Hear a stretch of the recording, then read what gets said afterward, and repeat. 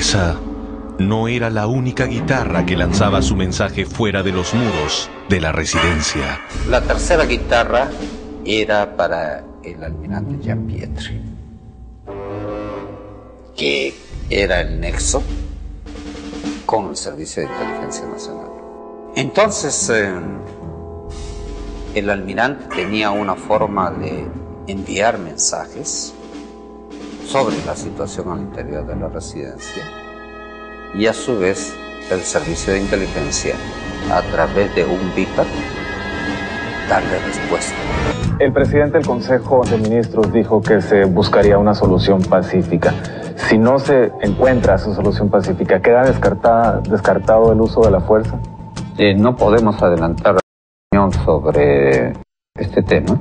Si continuaremos, como ha dicho el primer ministro, agotando todos los medios para la solución pacífica sin derramamiento de sangre.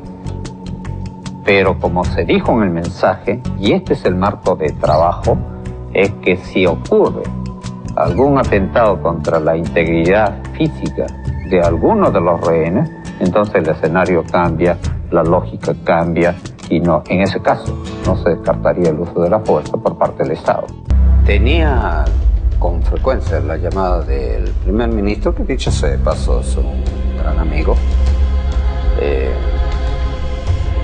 pero las circunstancias eran especiales. En una ocasión tuvimos una conversación de 55 minutos. Recuerdo exactamente el tiempo que nos tomó esa conversación. Y planteamos diversas posibilidades, pero entre ellas se deslizó la idea de que las relaciones peruano-japonesas podrían resquebrajarse profundamente si alguno de los rehenes falleciera. Los mensajes y la información recogidos por los micrófonos ocultos eran, pues, parte de un plan que aún debía esperar.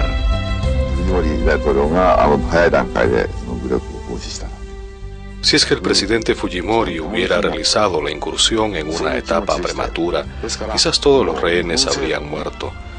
Eso era lo que pensaba. Es por eso que mi deseo era que el gobierno japonés tratara de convencer al presidente Fujimori y empezaran las negociaciones para una solución pacífica.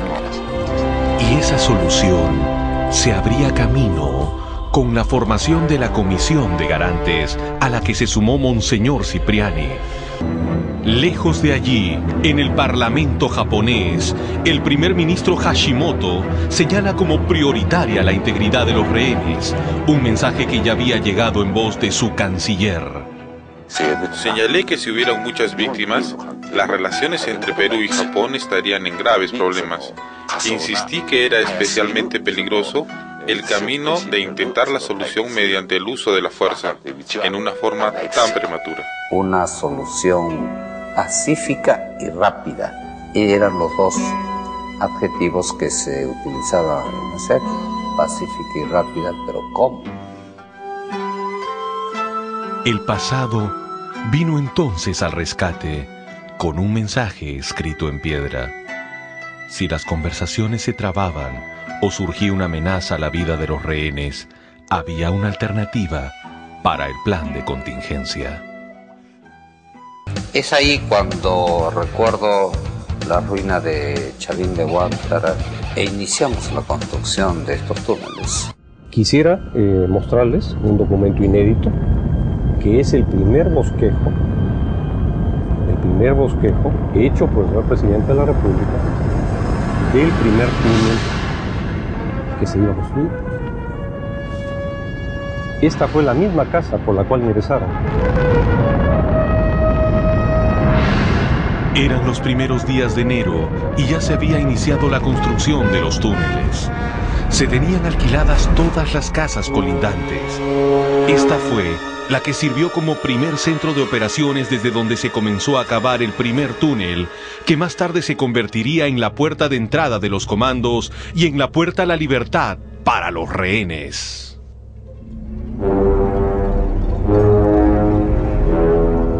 Para esta construcción había que tener gente, primero especializada y segundo, gente que estuviera dispuesto a trabajar durante estos días en forma continua y sobre todo de una manera muy reservada.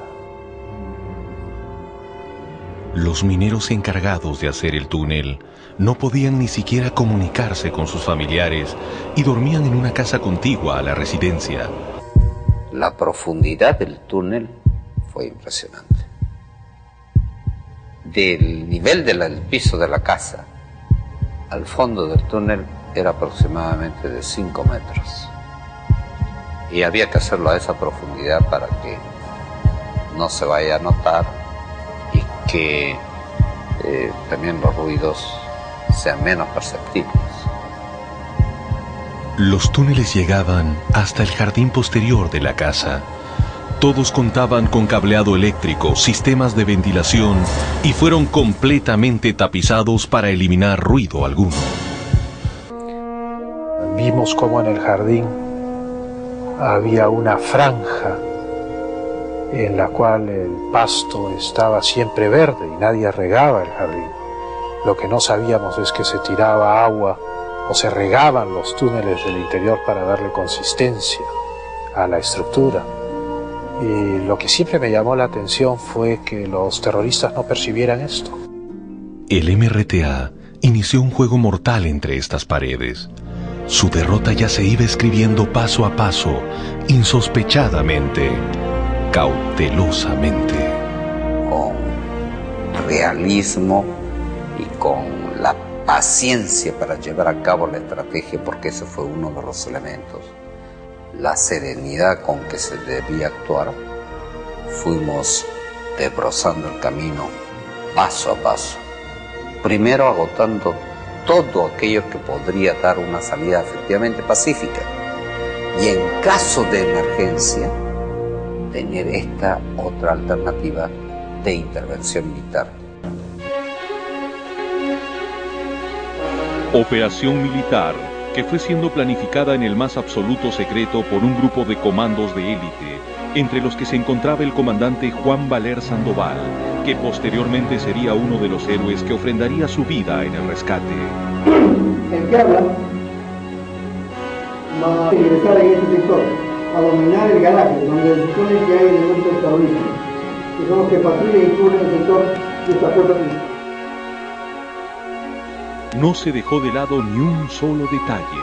Se estudiaron todas las opciones posibles para ejecutar el ambicioso operativo Chavín de Huántar.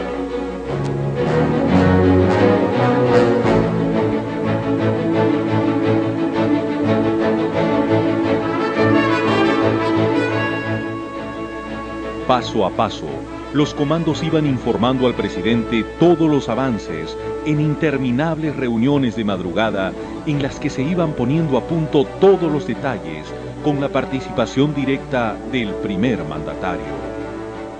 Que recuerdo ahorita, primero que esto es cemento y es material noble y para salir de abajo para arriba va a ser difícil y va a demorar.